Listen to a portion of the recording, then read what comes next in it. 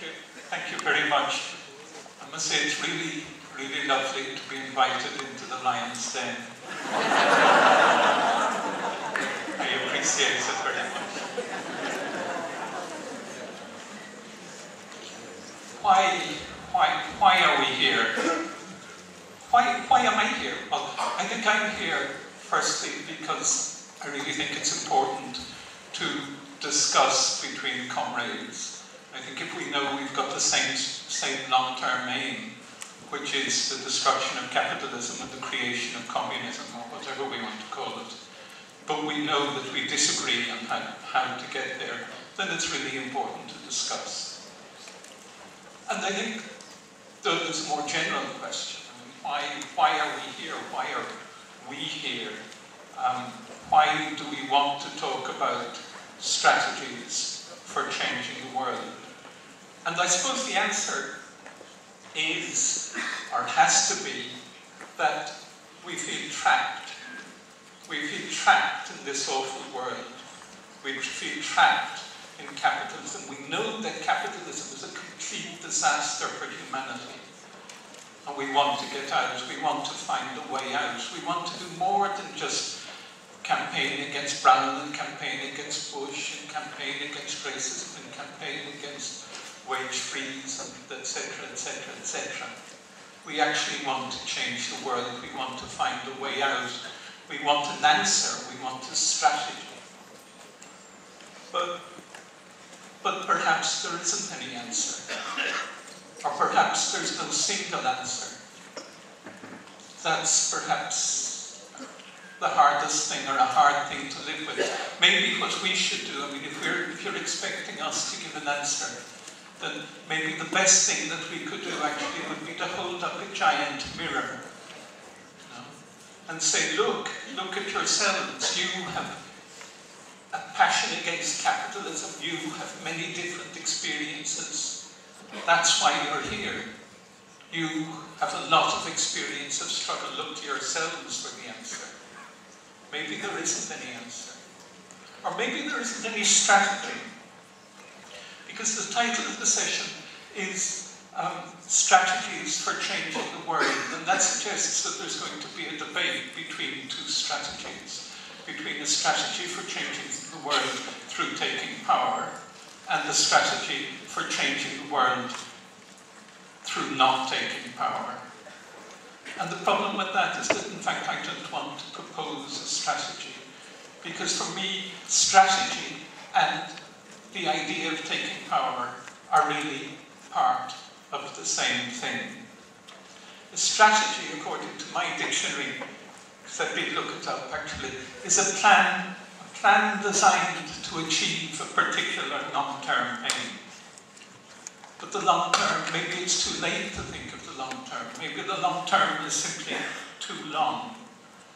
And the long term, as Keynes said, we will all be dead. And now we know very well that that is true, that if capitalism continues to exist in the long term, we shall all be dead.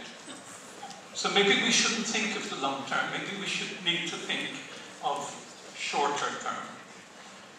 I think, in fact, that we should not think of strategy, but what we should think of perhaps is just a direction that is constantly shifting.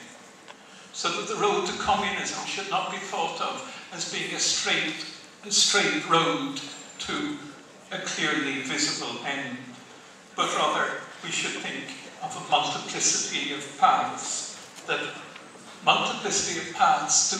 do not exist yet, a multiplicity of paths that we create by walking upon them.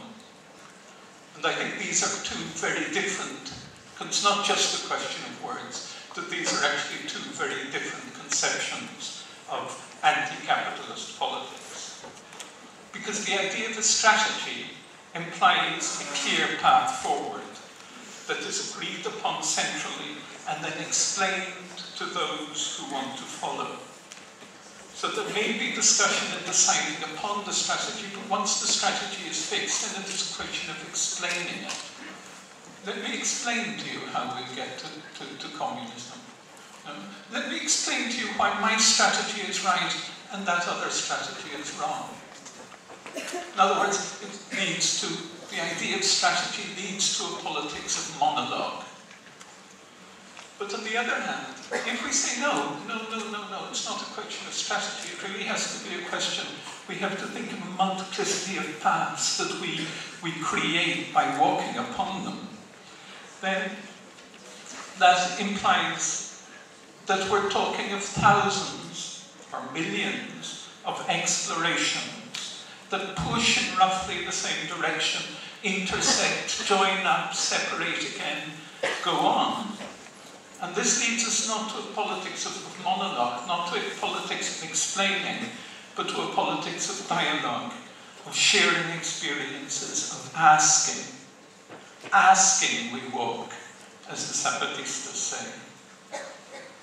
And I think if I look out from here as well, I can perhaps think that I could look at you with two different sets of eyes. If I looked at you with the eyes of strategy, then I would see those who are already convinced by my strategy and those who still must be convinced. If I look out at you with the eyes of asking we walk, then what I see is a multiplicity of comrades, all sharing a passion against capitalism, with many different experiences, many different dreams, many different hatreds. In other words, a multiplicity of people to be talked to be listened to be asked. Or we can change metaphors. It's always fun to change metaphors.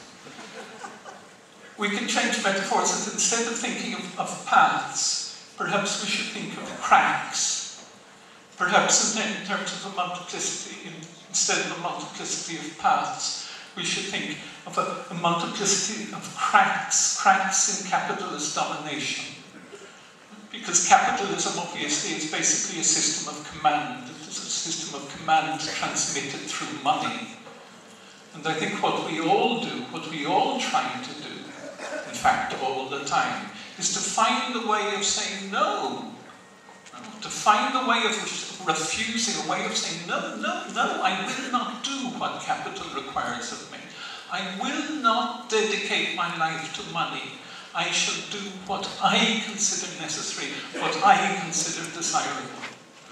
And if you think of these disobediences, these refusals and creations, in a way, they're cracks in the tissue of capitalist domination. And you can think of them as being territorial. You can think of saying, well, here in Chiapas, or here in this social center, or here in this area of the city, we shall not obey capital. Here, capital holds no rule, no sway. Or you can think of it in terms of time. What are we doing here? What are all these participants in Marxism 2008 doing? In a sense, we're saying here in this weekend, we are going to devote ourselves to thinking about the destruction of capitalism. We are not going to spend this time serving capital in any sense. Or we can think of it in terms of activities or resources. We can say, well, in relation to water, or in relation to education, or in relation to software, or in relation to music, or whatever. These are areas which we will not allow capital to dominate.